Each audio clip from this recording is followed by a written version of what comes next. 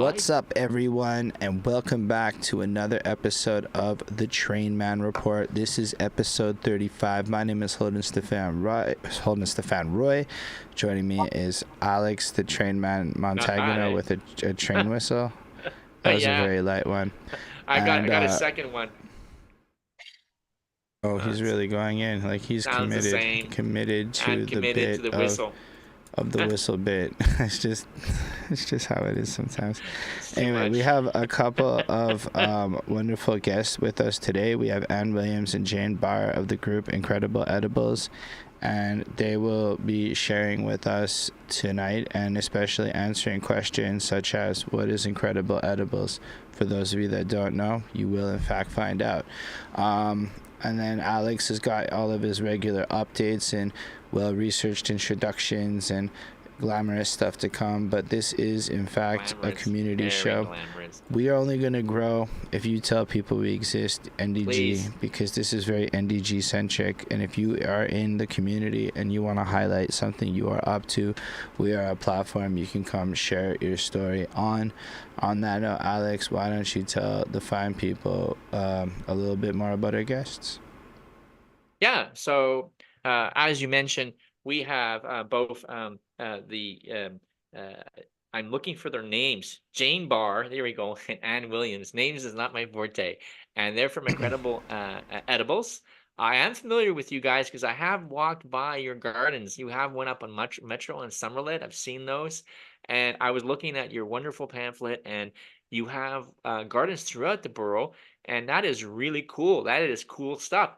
And before we delve into that, though, I do have some community updates. As you know, we like to promote live music venues in NDG because, you know, we are an artistic community. Helen Mayer said to me, and I do believe that per capita, we have one of the highest concentration of artists in the entire city. So saying that, we have Mary Pozo. So Thursday night, we got Cabaret Cowboys. Friday we got Mario Litra and Demo James, and they got a track list that goes from the 50s and 90s to the 90s, excuse me. So that's gotta be interesting. And then there's Posa Blue for Saturday, and that's a blues band. So that's Mariposa. That's an Upper Lachine Road. That's a go-to place. So please take advantage of the entertainment being offered there. Then we've got the Wheel Club. Thursday night, the Baffinators will perform in Even a Rock Classics. Friday night, you got Vintage Wine, a rock and roll band, so classic rock and roll. And Saturday night, you have NDG singer extraordinaire Jerry Torres, who's going to play tribute to the songs of Montreal's legendary Leonard Cohen. Wow, that's got to be good, right? That's like homebrew stuff. And then to me, what I'm very excited about, because I'm going to be participating in, is that NEG is going to have a community parade. And this Thursday at Park George St. Pierre, I believe there's a community center there. I'm not quite sure where this is happening, but they're having a workshop to help people prepare for that parade. So Probably at the the St. Raymond Center. Yeah. And I will be going there, and I've already purchased a special hat for the parade. And this hat obviously is in line with the Trainman theme, so I'm very excited about that. So back to Ann Williams. Just before that, I wanted to Yes? just throw in all the things that Alex is advocating are these local events that are happening here, and the only way that they can keep happening is if the people out there actually go participate in them, especially the city stuff like that parade. They watch the number of people who come to these events. So if you really want to see more and more cultural activities and bigger budgets being spent in our neighborhood, the onus is on us to go to these events and show the city that we care, and we'll get better stuff. And Back to you, Alex. I believe that holds true also for Incredible Edibles as well. That the more the community supports your efforts, because I from what I understood and read in your pamphlet, the city's allocated you space. But before we go there, so let me ask you, Ann Williams and Jane Barr, both of you, what is Incredible Edibles? And it is an international movement, is it not? So please explain to us. Yeah, sure. It really is an international movement. To get a sense of it, I went on a web page and looked at a map that has little dots for all the incredible edibles projects throughout the world, and it's on every continent. It really has Wow. exploded. It started in 2008 in a little town in northern England called Todmorden. And Mm. it was just a bunch of ordinary people who, I guess they felt a bit disempowered about climate change, about the state of the world. And they figured that food is a unifying theme. And being in England where the weather is clement for gardening, they just started guerrilla gardening in derelict places and planting in front of the post office and the doctor's office and pulling out in the middle of the night plants that weren't edible and putting edible plants in these places. And today, Todmorden has what is called vegetable tourism, if you can believe it. Truckloads or busloads of Japanese tourists arrive in the town, and you're given a map and you can go around and see all the free food growing in Todmorden, which is kind of just dripping with food. It's also attracted a lot of food, other kinds of food-oriented businesses. So the economics of the town has really exploded. I think it was an old industrial town, and it now has butchers and bakers and maybe not candlestick makers, but it's really thriving because of these people who started to plant food to share everywhere in the city. So it's like, you can go around in the town and like wine tasting and taste different, You know, it really like aubergine, zucchinis. Oh, this one's a little nutty. it's It pretty has wild to flavors of like, oak in this one. I'm surprised. This is really unique. like the fact that like just an abundance of food like that is tourism. Like it's that exciting that like nobody else can fathom it. That this little town is being visited because it's got wild free food is like Yeah. that's an incredible thought.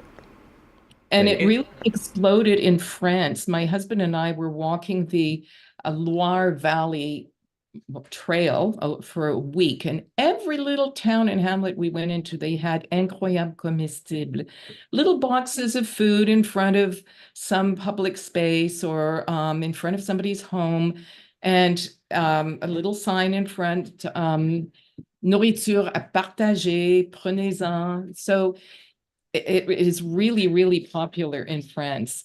And as I said, all over the world, you can find that map on the Incroyable Comestible webpage if you want to look at it. Awesome. We have a new guest in the show. My husband, we decided he had to Hey, hi, how are you? Yeah. That's He- awesome.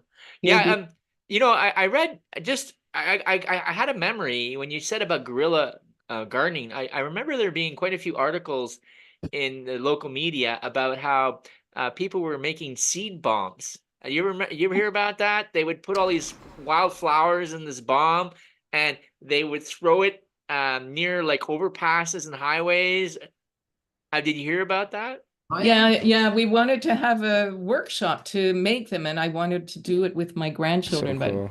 haven't done it yet. But you put some mud and some, I'm not quite sure of the recipe, but indeed, you throw these bombs into derelict places and hope that they'll grow. This No, I met this gentleman who just passed, who is that? That's my husband, His name is Barry. Barry. Does Barry indulge in your produce and your edible gardens? Yeah, he doesn't garden, but he eats it. Yeah, I'd like to point out, though, it's really important to us that this movement is not just about growing food and Mhm. addressing food security or insecurity. It's about growing and creating community. And for a community or program like this, I think it's important to mention that you grow community by talking about food. And one of the talking about growing and sharing recipes, how to grow ethnic food. In front of our planters, people gather and chat about how do you grow this and what's the problem and what do you do in your country with this plant? So it creates community that way. is also a tool for learning, especially for kids who go by and don't know that radishes grow in the soil, for example. So there are many reasons that one of the big ones, of course, is climate change. How does growing food address climate change? Well, you can just start to imagine that if you're growing your own food, you're not importing as much. And so greenhouse gas emissions for that reason go down. More efficient. Yeah, it's more efficient and it's a better use of resources. Absolutely. And then pollination, we grow also edible flowers, but also pollinator flowers. And Anne will talk to you a bit about the perhaps the showcase for incredible edibles here in NDG is St. Phillips Church, right at the border with Montreal West. And on Sherbrooke, right? It's on Sherbrooke. Yeah, I know that church. That's an Anglican church, or would it help me out? Yeah, okay, it's Anglican. That's Sue Montgomery's church. No. She went No, to the Unitarian Church. oh, that's right. Excuse me, I apologize. But you know what, to pick up on what Jane was saying, building community, we started the garden at St. Philip's, well, in 2019, but 2020 was when the COVID hit, and we had so many people coming out and wanting to get involved just because they needed something to do, and getting out and working in a garden when you could be socially distanced from people, still get your hands dirty and get those endorphins flowing. It was a lifesaver for so many people just to be able to get involved that way. Awesome. Awesome. Yeah. So it's funny that you mentioned food and community because, food is a popular topic. They've got quite a few shows about that. We have as far as I'm concerned, I'm biased, of course. I consider him the person that I aspire to. Role models, Anthony Bourdain, who left us far too early in this world or this life.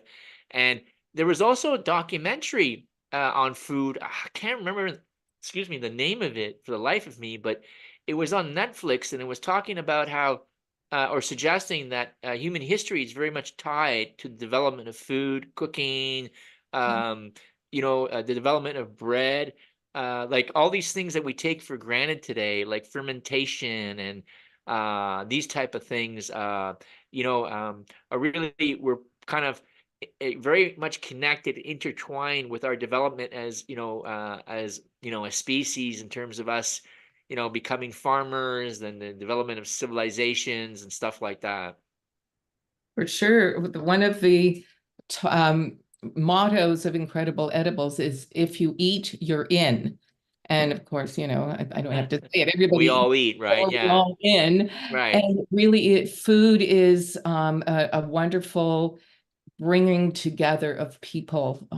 So in fact, I think Incredible Edibles and Todd Morden, they actually chose this theme. Yeah, sure, they're gardeners and they wanted to do something, but food was very important because it brings people together. Yes, it brings people together. And a so community. Sorry. So how does somebody actually join an Incredible Edibles? Like, is there like a process, or do you just show up one day, or like how does it work? What you mean, like for participating in it, or just taking food? Well, like, just assume somebody's never heard of Incredible Edibles before, and they're hearing it and discovering it for the first time on this podcast, and they want to go get involved in some, just participate or whatnot. How would they go do that? Go on the IE Facebook page and send us a message. Yeah. And the ways you can get involved, apart from, just taking some food in our projects, in our boxes, or in our, and that's free. That someone just come up and grab what they want. Is that how it works? Yeah, and this is strange. We're such a capitalist society that we can't believe that things are free. Yeah, I have more time with it. People ask, oh, surely it belongs to Metro, or surely it belongs to. Yeah, that's what I was thinking. That's what I think. Yes, I said that's someone's garden, and I'm not allowed to touch that. That's what I'm being honest. That's how I feel. Yes. Yeah. Well, part of the attraction of this is that we're moving into the gift economy, if ever you've heard of that. It's the idea that we can gift to each other and not in exchange. Just, yes, you can have this food. One of our little problems is that people do take maybe too much. Sometimes they take the whole plant, take it home and plant it in their garden. That's not the point. The idea is to share and share alike. But yeah, it's a concept that is hard for us, North Americans especially, to grasp that, yes. So sometimes our volunteers will harvest some green beans and stand there and offer them to passersby. And it gets us talking about things. Yes, it is free. Yes, you can take. And then, oh, can I get involved? And as Anne said, yeah, if you want to get involved, being involved means maybe we'll ask you to water some of the gardens. With climate change and the heat, and sometimes in the very shallow boxes where we grow some of our food, they need to be watered every day. So some teams, we have 7 people on a team, 1 for each day of the week, and then some backup people. So there's lots of opportunity to get involved as a waterer, as somebody who walks by and checks things out, as somebody who stands and offers food to people, who talks about what is incredible edible. Passersby will say, what are you doing and why? And then you get a chance to interact with people. Now, that's a question, one of the things I came up in my mind listening to you is that what is the general knowledge out there among the population in terms of, how to pick crops? Like, when you pick beans, you just don't pull the bean and rip off the whole stem. You got to take your finger or a knife and clip it. Or that's the same thing with the lettuce, right? You clip it at the base so it can continue to grow. Do you find that is common knowledge, or is that something you need to educate people about? We do have some signs, especially for the lettuce, to say, explain how to pick it. Right. But that's, for me, that's one of the most fulfilling parts of being part of the Incredible Edibles, is just explaining, especially to kids, how to pull up a carrot or how a radish, or how to pick the green beans. Or even just to go and look for that. We have a big, huge thing with blackberries. And just, showing the kids how to pick the blackberries and how not to get scraped. So it's yeah. So a lot of kids don't understand that well, even Jane's grandsons, like carrots grow in earth. But I was like, I'm pretty sure a whole lot of adults don't know how to do that. I'm like, I lived my whole life in a city. I never had a house. There's no gardens up in my world. So it's like, I'm like, how do you pull a carrot out? I'm not sure I would do it correctly now that you're saying that there's a way to do it. Well, some plants, like we plant a lot of kale and Swiss chard, and these are very robust plants, and they'll grow all season if you know how to pick properly. But the temptation is to maybe cut it off like a lettuce, and then the heart of that plant will no longer grow. And the idea is with kale to pick the outer leaves, and then it'll grow up, and you keep picking, and it ends up looking like a little palm tree. But you have to explain that to people. So we have interpretive signs that we put up. Sometimes they get lost and they get taken or they get blown around. We're still working on how to get some really good interpretive signs in our gardens. We have ID signs. People don't really know what kale looks like when it grows. So we have little signs. This is kale. This is Swiss chard. We have signs that say, don't pick yet. Wait until the plant is mature and it can sustain some harvesting. Other plants that say this patch is bare because we've seeded some lettuce seeds and they're not up yet. It's a challenge, and people don't always understand what is meant by free food for all. And as I say, that we've had some disappointing aspects where people can destroy our gardens. That's sad. Keep planting, keep giving. That's Yes, great. that's the That's very beauty of gracious it of you. is. And then if seeds aren't that expensive, right? So it's not like or are they? I don't actually know. Well, it's the garlic, for example. Several years ago, we pulled up half of our garlic, but we decided the rest of it wasn't quite ready yet. So the next time I went to the garden, which was like 2 days later, the rest of the garlic, somebody had just taken it all. Mm, mm. Yeah, Uh, so but going on, continuing with that, let's take, Holden as an example. I don't, like people like Holden, and I'm sorry, Holden, but a lot of people, they're used to buying their produce in like cellophane wrap packages, right? It's already cut and processed. Like, for example, carrots. Like, I know, because I had a garden. I'm half Italian, so that's what we do. We have gardens, right? It's a stereotype, but it's true. And I know what the leaves look like to a carrot, right? Because you can't really see the carrots in the ground, right?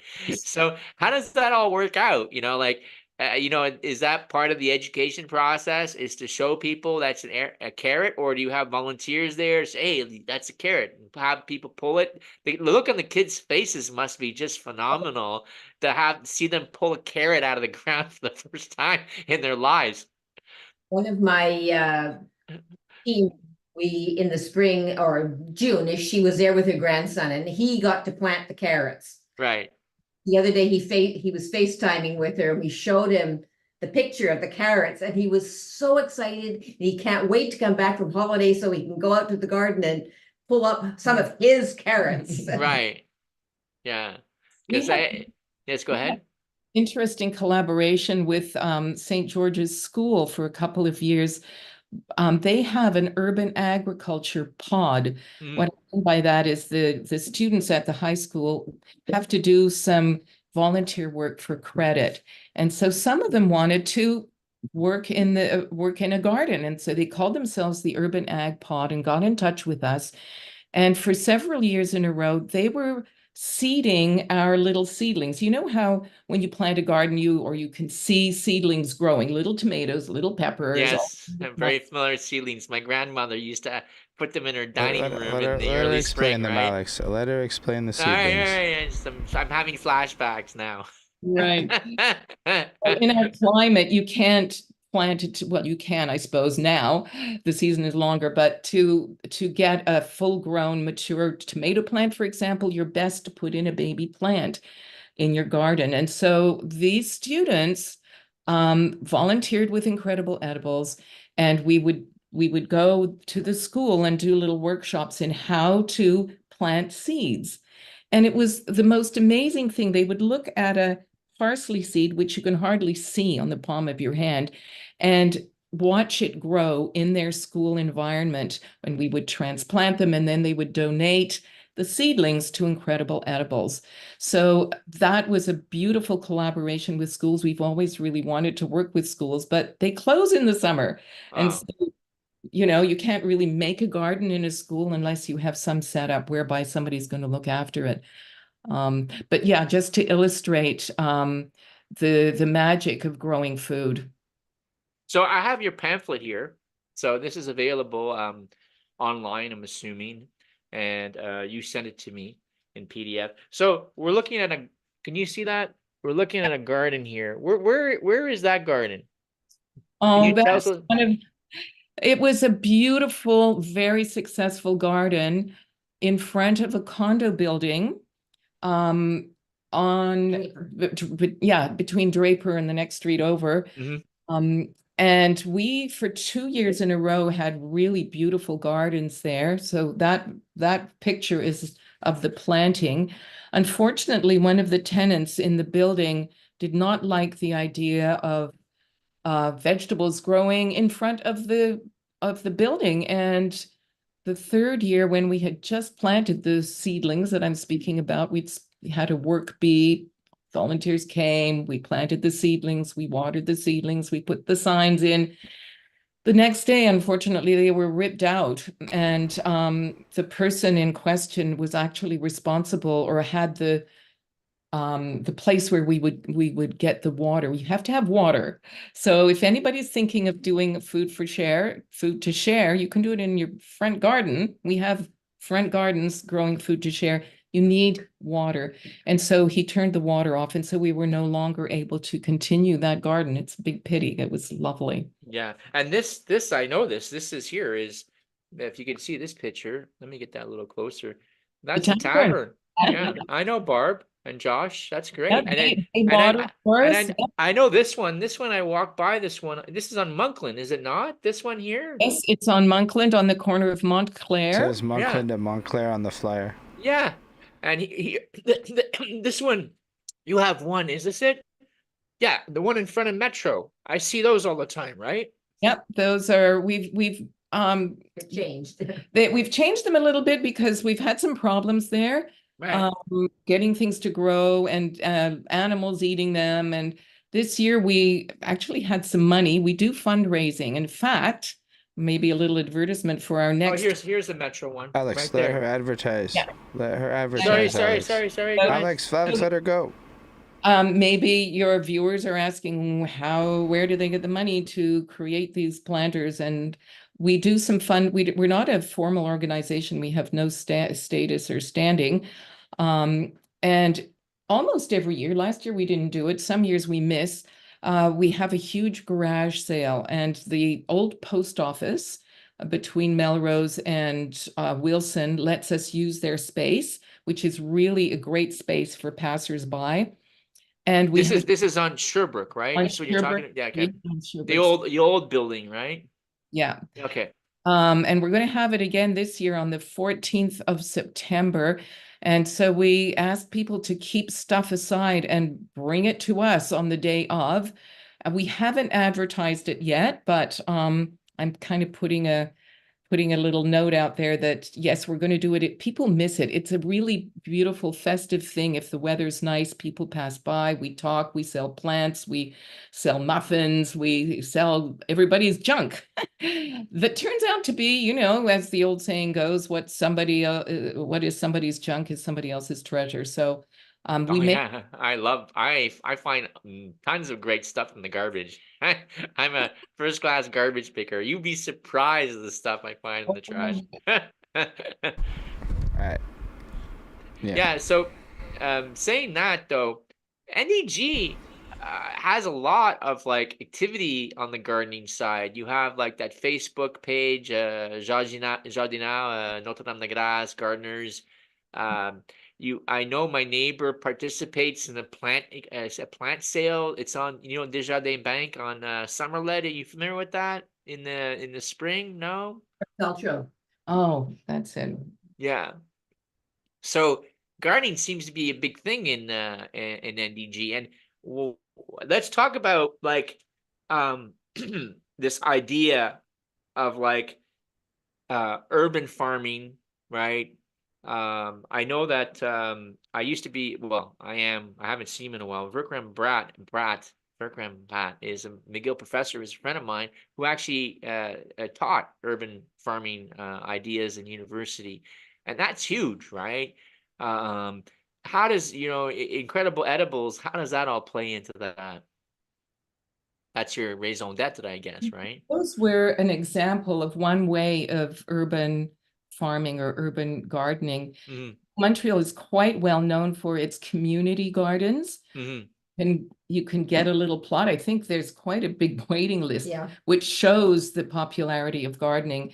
You can get a plot, the city runs it, and you can grow your own food. It's your own personal little plot, and they have tools and water there. There's one on Botrel. I don't know where the other ones are in NDG, but throughout the city, it's well known throughout North America for having a very big community garden, like an allotment system in the UK. So that's one form. Another form is collective gardens that the depot runs. And these are sometimes called victory gardens after the war. During the war, people were encouraged to grow victory gardens for food for the troops. And so there are many gardens, and these collective gardens means people work collectively on them and take a share of the harvests. And so you work together on a specific day in those gardens. Incredible Edibles is yet a different kind of urban agriculture, food to share, plant throughout the city. But Montreal is also really well known for bigger urban gardens like Cultivation if ever you walk through Loyola campus, you've got to see those gardens in there. They're just amazing. I have been there. They're in the back. My wife and I walked by there, and very impressive. Yes. Yeah, they have they do a lot of urban agriculture. They have greenhouse. There's another amazing garden run by a woman called Andrea, with her little organization called Head Heart Mouth or something like that. And they grow food for Meals on Wheels, New Hope. Mm. And they put food in baskets for seniors. I think it's $5 a basket or something, so that they get fresh produce. And then you have bigger enterprises like out at Cap Saint-Jacques. The city grows a huge amount of food. I wrote down what it's called. It's called the Cap Saint-Jacques Ecological Farm out there. So Montreal, if you put in on the internet like I did today, so I would be able to talk to you about this. Lots of stuff comes up about urban agriculture and urban farming in Montreal. We're quite well known for it. Like we And are for bike paths. Yeah. yeah, and you got to throw in a Trainman or train reference. You know, it's Trainman report. When you cross, if you ever go down to the Maisonneuve, right, and you cross over and you look at the tracks, you'll see that there's like these guerrilla gardens all over the place, right? And I remember my grandmother used to tell me that having a garden next to tracks was a coveted sort of spot because it was usually cleared quite a bit by the railways and it got lots of sun, right? So I don't know if you've seen that down to Maisonneuve, all those gardens that have I popped go up. by it all the time. Yeah. Yeah. And again, I'm having flashbacks. I was at a meeting, believe it or not, with Helen Fotopoulos. She was on the executive committee of the city during the Tremblay years, and she was talking about the development of these community gardens. And it actually, what she said, which I was kind of like not so surprised about it, but it was kind of amusing, was that her narrative or her historical knowledge was that it was started by the Italians who were taking over these vacant lots. And then what happens, they grew these gardens in these vacant lots, and then the property owners showed up and wanted to build something on it. And being the Italians that they are, they got really upset. And the city made the decision to buy the land so the community garden could continue. And I thought that was an interesting story. Yeah, it really is. Good. So like, if people want to like get started with their own gardens, their options are to join one of these existing ones, or can you just like build a new garden if you find a location and just make it happen? Do you need to like go through the city? Like, is there some logistics for that? Well, it depends on the Yeah. situation. Whose land it is. At St. Phillips, we have this huge area. And so we decided in 2019, we wanted to do something productive with it. So we had that land. Other people, some of our members have turned their front lawns into food to share. The one on there that Lee started that some years ago. And it's her property, so she's there. She did it there, and then somebody on Draper has planters on his front lawn. So it depends.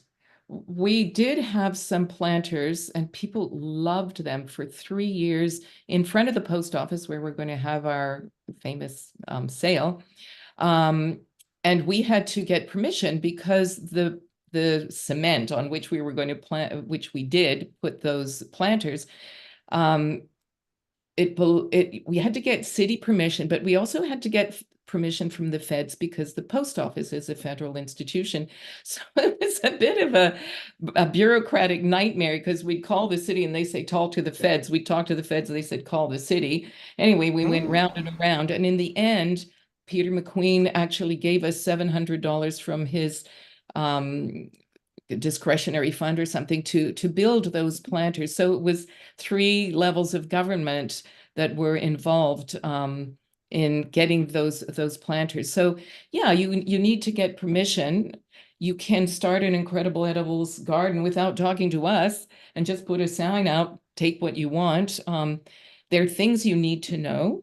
You can't plant in the shade. of a tree. It just will not work. You'll be so disappointed. We did that in front of CJE, Carrefour Jeunesse Emploi, one year, and the roots from the tree grew right up underneath our plants, and it was compacted roots. And it didn't get very much sun. It was very windy because it's a high rise. So things like that you need to think about, and where you're going to get your water. You need to have a source of water nearby, and I would say almost full sun, just Yeah. to make it really worth doing.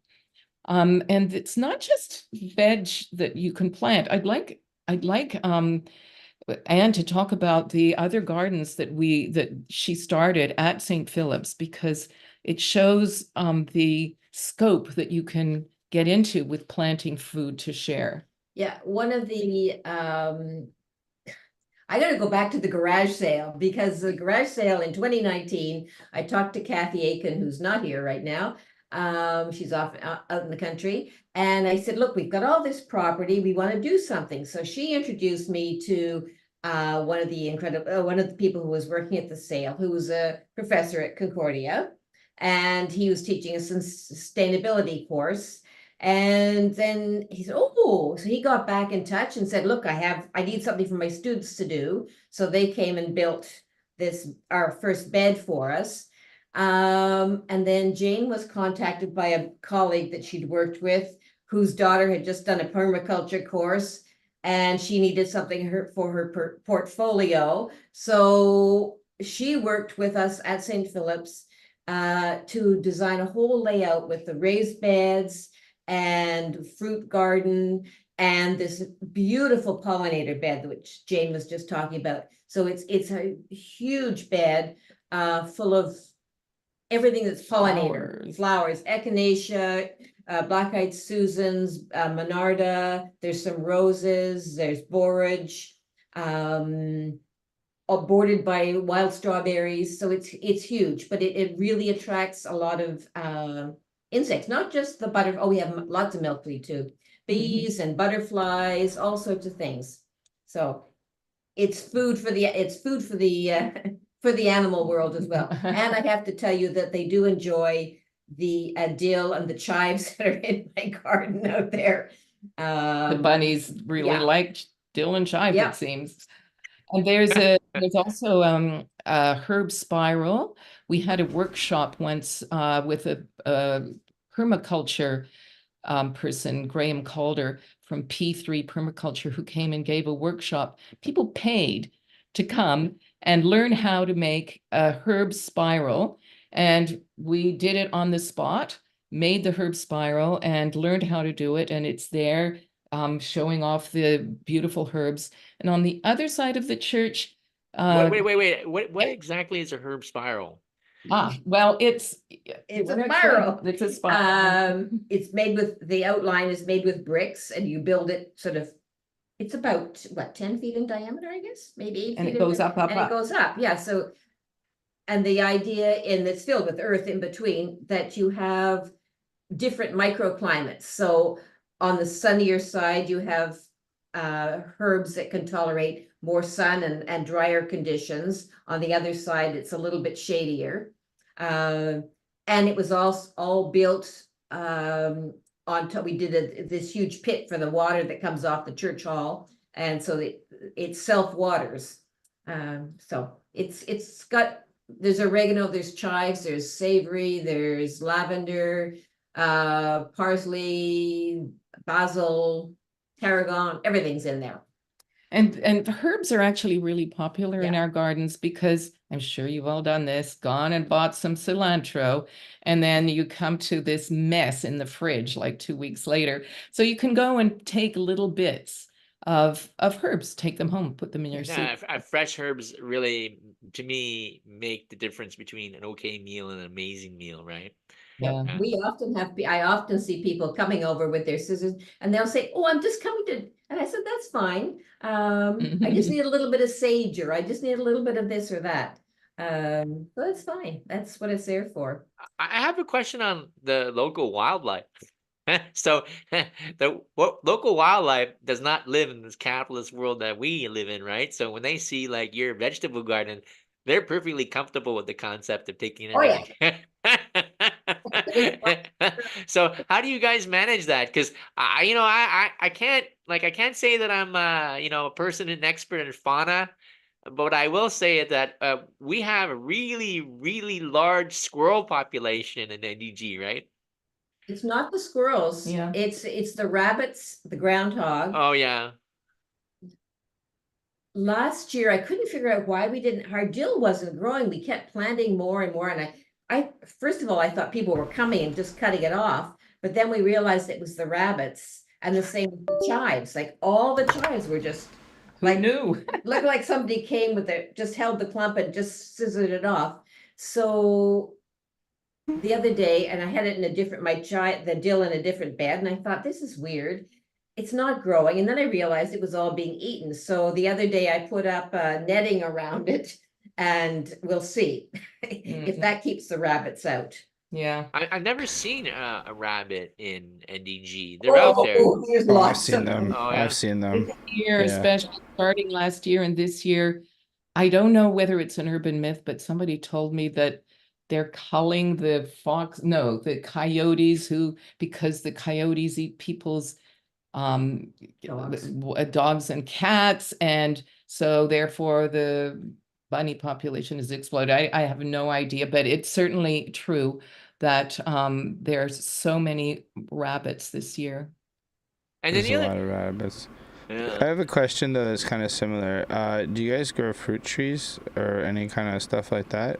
Like where could we like go walk by and find like an apple or something? Well, we've planted a few trees at the first project that we did after we built our first bed was what's called a pocket forest. And again, it was done with Graham Calder from P3 Agriculture, or Permaculture, sorry. And we have 2 pear trees in there. We've got blackberries and red currants and various other things. They're not having a lot of fruit yet. They need to mature a little bit. And we've bought a few more trees from through Ecoquartier Sauverdy. So we've got some plum trees, a cherry tree. Somebody gave us a cherry tree, and 2 apples.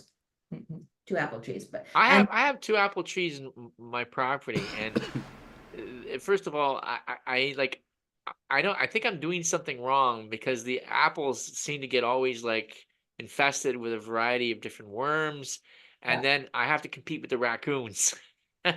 So what is your advice to me on that?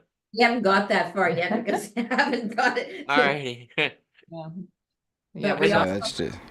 we also have a huge and very old serviceberry, a Saskatoon berry shrub, which it's not a tree, but it's ginormous. It's taller than many trees, which has been there for a long time. So that's always available in the spring. That's one of the first berries that A Saskatoon berry? What is that? I never had that. they look like blueberries, Okay. but they grow on these shrubs. And this- they're tasty, they're Oh, sweet. yeah. And it's called a Saskatoon berry. Saskatoon or serviceberry. Or what berry? Service. Service? Yeah. Like service at a gas station kind of deal? Don't Okay. Don't I've ask. learned something new I today. mean, I its never other knew name is existence of Saskatoon berry, Saskatoon. so you know it's on some not from these parts of town berry life. So the lore is going to I be gotta look wild that different. up. I've never heard of a Saskatoon berry. The other question I have for you is that I always had this kind of ongoing conflict with my my grandfather, because my grandfather wanted to cut down all the trees to get as much sun as possible for his garden. And I'm like, well, I like trees because they give me shade, right? So how does, like, in the urban farming world, right? How do we like balance those 2 needs? Like, is that something you guys have thought about, or is that something that's crossed your paths in your conversations? Well, that's one of the basic tenets behind permaculture is that you take into account where your trees are, where the sun's coming from, where the water is, the lay of the land. And so when Graham came and we've done 3 projects with him now, and it was all part of where he planned out that we could build the pocket forest and the little urban food forest that we did last year. So it's, you have to take into account those trees because we need those trees as well. Right. Absolutely. Yeah. And Yeah. another little project that came our way was a fellow showed up and said, you know, the chestnuts in North America, the edible chestnut trees were all wiped out by a plague, and he wants to reintroduce them, edible chestnuts. And so Anne found a little space for it in this huge space at the St. Phillips Church, and he's growing a little nursery of chestnut trees there. So maybe Incredible Edibles will be known for reintroducing chestnuts into Montreal. But So, those chestnuts are like, those are the things that you would put in over a fire, like roasted chestnuts. Is that what we're talking about? Edible ones, not Yeah. the horse chestnuts that you play conkers with, but Yeah, Excuse me, edible I and- missed that. not the horse chestnuts that you play it's an English game, conkers. Right. Oh, okay. So Fair there enough. are two varieties, or maybe many more varieties, but yeah, the idea would be edible chestnuts, yes, that you roast over a fire. You can make wonderful desserts with chestnut Grinds them up, makes flour with them. I think, flour. yeah. Yeah, I'm sure there are lots of uses that I don't know. And what about the Montreal watermelon? I keep on hearing about that thing. Do you have anything to share to us about? There's this watermelon that was grown in Montreal, and is it still available? Is it out there? Is it I am trying to grow it in my own garden. right? I tried last year unsuccessfully, Mhm. but I got some seeds from a friend. I think it takes a long time to grow because mine are starting to trail. Yeah, it is a thing. Incredible Edibles, there are certain things we can't really grow in our gardens Mhm. or are not worth growing Yeah. because we don't have the space, or for various reasons, they're not a good food to share. Like maybe we won't grow garlic anymore because how do you share garlic? Well, people can take one instead of the whole lot. But we look for food that is easy to share, that grows throughout the whole season. Cabbage, you can grow a cabbage, somebody's going to come along and take the cabbage. Right. That's Better it. You're to have done. a Yeah. plant that has It's like that for carrots too, right? Because you pull the carrot out, you got the plant, it's the root, right? Grow carrots last Yeah, year, I but mean, you can plant carrots, but big things like watermelons and big things like broccoli that take a lot of the space in our relatively small gardens and can only be harvested once by one person. We don't grow those. like, most of Just- our things are like pole beans, bush beans, snow peas, tomatoes, especially the little cherry tomatoes, because there's lots of those to share with everybody, plus lettuce and kale. Swiss Mm. chard's very Swiss chard, pretty to yeah. grow, and people increasingly know what to do with it. And then Sorrel, we have lots of sorrel. lots of sorrel, yeah. Yeah. And we have a beautiful, you've probably seen it, a herb mound. It's not a herb spiral, it's a mound in front of the fire station on Summerlet at the corner of I know what you're talking about, the fire yeah. station at Summerlid. Yes, Fire I know station, it. fire I know station. It has, there used to be flowers there, and some people regret that we put vegetables in because there are Right. beautiful tulips there. But it is a very attractive and very productive herb mound. And there's a lot of sorrel in there, and people who know sorrel love to come and get it and make I their don't know what sorrel is. I've never heard of that. What is sorrel? Sorrel, sorrel. Yeah. Acquired taste. Yeah, it's quite an acidic leaf, and the French love cream of sorrel soup. You'll always find it on a shishi menu in France. But I'm sure other cultures use it as well in soups and stocks and even in salads. Acidic, you say? I don't like acidic stuff. Doesn't sit well in my stomach. I typically try to avoid it.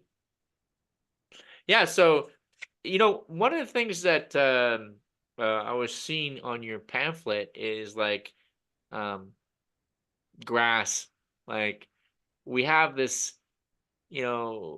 traditional, or I don't know, it's kind of getting outdated now, like passe. My wife wants to move away from grass. She says it's so like, why do Right. people have grass, right? It sucks up a lot of water, it creates all this maintenance, yada yada yada. And we're moving to clover. But what's happening, I see in NEG, right, is how people are turning the whole front yard into a garden, right? They're, Wow. especially where they get a lot of shade and grass can't grow properly. But saying that, I saw you have something in your flyer about that. You have here a lawn here about the home edition, right? We can help you start your own IE garden in your front yard. With your help, NDG can become the city's garden borough. So talk to us about that. That interests me. Yeah, that home idea didn't take off very well. NDG has a lot of shade in their front. We have these wonderful old trees. Yes. It's not conducive to growing vegetables in your front yard unless it's on the sunny side of the street. So it didn't really take off, but it remains that as we walk around, we do see more and more lawns taken over, or lawns or front spaces taken over by things other than grass, which is really great to have more pollination, less water use, more variety, biodiversity. So that's really encouraged. And if anybody does have a sunny front yard and want Incredible Edibles to come over and help them or consult, we will do that. We would encourage people to get rid of their grass. And in preparation for this program, I found a site called Grow Food, Not Lawns. There's a book, and you can go there and it tells you all the reasons not to have a lawn and all the reasons to grow food instead of lawns. So it's a really good question, Mr. Trainman. My wife is totally like hooked on, she calls it wild gardening. And what you do is you take the natural fauna or the plants that would naturally grow in your environment, and you Yes. kind of encourage them, right? Like we have a cottage. Now she just goes out in the field and she sees something she likes. She goes, "Oh, I like this. I want this to grow." So she'll give it lots of space and lots of water so it gets that edge against the other plants, stuff like that, right? And I have to be honest. It's like, after 2 or 3 years at her being at it, she's really created these gardens that are just spectacular, right? It's just, they're Yeah. gorgeous.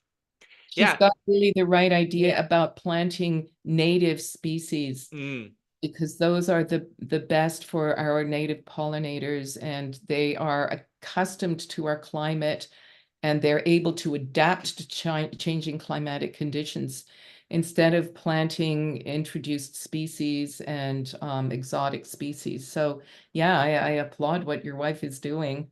Yeah, sometimes she'll find like a plant that just showed up because an animal dropped it there or it flew there, and she's, "Oh, I like that. I want to see that, prosper." So yeah, that's very interesting. Now, I'm gonna stir the pot a bit because that's what I do. Poland, bike pass. Did I get your attention? Okay, so there's all this talk about bike pass taking parking away and all kind of stuff. And what I remember back in the day when I was hanging out with Reverend Matt a lot, and I don't do so anymore to my chagrin, and I need to reconnect with him. He's a professor at McGill in urban planning. He talked the idea of like in a parking spot, like we could have a garden in the parking spot that could feed multiple families. Is that something that's out there? Do people talk about that? Is that a real thing? I've heard of it. Yeah. But I don't know. I don't know the research on looking at a typical parking spot, how much food. It's a really good question. How much food could you actually grow where a car parks? Yeah, one of his students did Yeah. his master's in that and determined what that was, and it was quite significant. So I thought that was just interesting. So Well, it there's shows, not an excuse for the city to rip up some parking spots, right, Holden? right? Right? Not sure how much food I would like to grow, eat, but not be grown It's the So road. close to the road. But you know, if you go along Côte Saint Antoine, there's some lovely, on those bump outs, there's some beautiful gardens, and people have lettuces and tomatoes and all sorts of other things in there. But what about adding to that? What about the city? The city is now, you see where you have the intersections of streets, right? They're building those kind of expanded sidewalks, and they have those. Bump outs, yeah. Yeah. What do you call those? Excuse me? Bump outs. Well, that's what I call them. Pump outs? Is that what you're calling them? Bump outs. Bump outs. Oh, okay, bump outs. Thank you. Okay, bump outs. I like it. That works. But they have but that's what I call them. but they have a garden in there, or they have a green space in there for vegetables. And I know the city at one point were like letting people grow things in That's them. the idea. Yeah. What's the story behind? Are you guys involved in that? Is that something you guys are involved with? We're not involved with it. We could be. It could be places where Incredible Edibles might want to garden. They're small. They're close to the street. And was saying, I don't know whether I want to eat. We thought of that because some of our gardens are close to traffic, and you can do some research. I think it was done in India, where a lot of food is grown in very soi-disant polluted places. And so you'd think that some of the pollutants from exhaust from cars and trains and trucks and stuff goes into the soil, which it does, but it's not necessarily taken up by the plants. It might be deposited on the, on the tops of the leaves and stuff like that. But no, to get back to the bump outs, my understanding is that, and I see some signs to this effect in some of them, that citizens are welcome to adopt that bump out and plant things. And so they could be flowers, they could be whatever you want to plant, as long as you're willing to take care of it, which means bringing a little, some water in a watering can and watering them and planting them. But people have done it. And as Anne was saying, some of them are really beautiful. Yeah, And they are. I've seen some spectacular ones, like full of cosmopolitans and different colors. Yeah, really interesting stuff. Yeah. yeah, the city does do some of them. Yeah, they'll take over. So what is, like, before we kind of end the show, I wanted to ask you the question, what is the future for Incredible Edibles? Please tell us, what are your big plans, your vision? We're looking for more places that we build. Like, we have these small, like at the metro or whatever. In front of the tavern, they're little boxes. So we need bigger spaces. We want bigger spaces. And we pursued a few things this year, and they looked pretty positive. And then we do have a new project at Sainte Catherine de Sienne. A little tentative project with some little plate-bandes next to a walkway. The things don't look so nice talking about the wildlife. Gosh, everything was eaten by earwigs, and the little signs that we put in were pulled out by the crows, and I don't know, things got eaten. It's a battle. Nature fought back. Let's say that's what happened. We're looking for more, spaces where we can actually do bigger planters or beds that we can actually grow enough, instead of just like one tomato plant, and we can have a whole bunch of them. Right. But there aren't that many spaces like that available. So if any of your listeners have an idea, we've cottoned on to the church idea, because we have now three churches. Yeah, churches are great. They have typically have big lawns that aren't used. Yeah. Exactly. Could be churches, schools. Anyway, we put it out there. If anybody has some ideas, remember, full sun, water access, and of course the property is available, a public or private property, where we're given permission. That's one of the things with growing perennials. You were talking about trees. Growing trees, well, you have to have the space, and they're long-term projects, even berry bushes, which we would like to plant more of. So places where there's some tenure there that you can plant things that will grow into the future, rather than only annual plants. Fantastic. So saying that, I really get the, goosebumps when I meet people such as yourself, and, contributing to the community, making like an effort to volunteer your time. I'm sure both of you are not getting paid for this. It's basically a a passion project, and you know, sometimes must be a little bit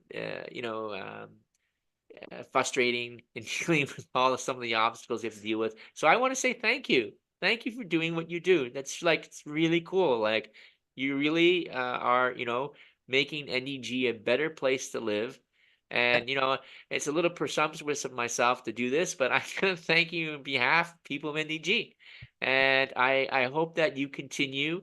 You seem like two wonderful people, really like positive in spite of some challenges you've had with the wildlife, and it's not really discouraging you. So I like, wow, it's like, I got to give you credit. So thank you so much. You're so kind, and I Yeah. thank you so much for being on the show.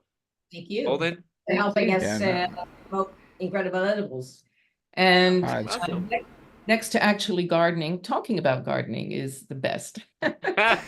No, it's I need to invite you over, and I'm just gonna leave you with my wife, and I'm gonna leave because I'm sure you guys have lots to talk about.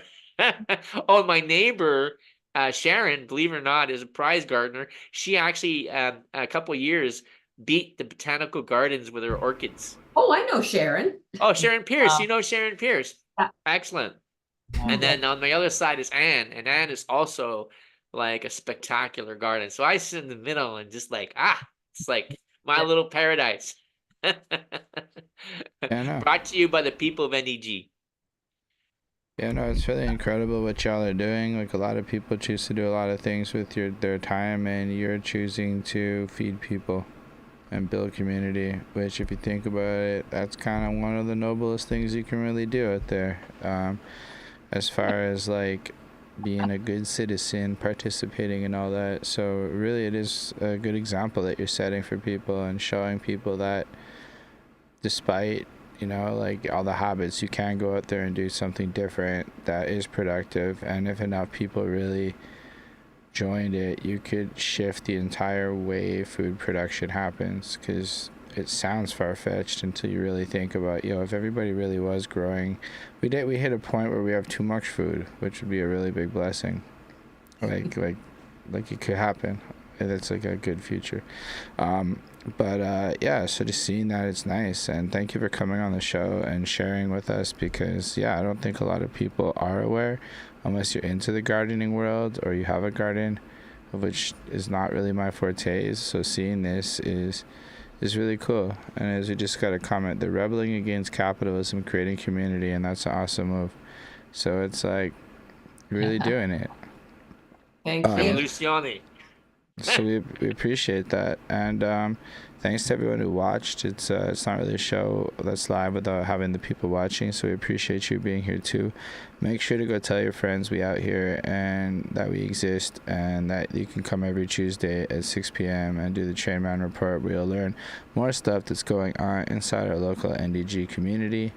And that being said, make sure to like, comment, subscribe, all that good stuff. Appreciate everyone again. Thank you so much for joining us, and live long and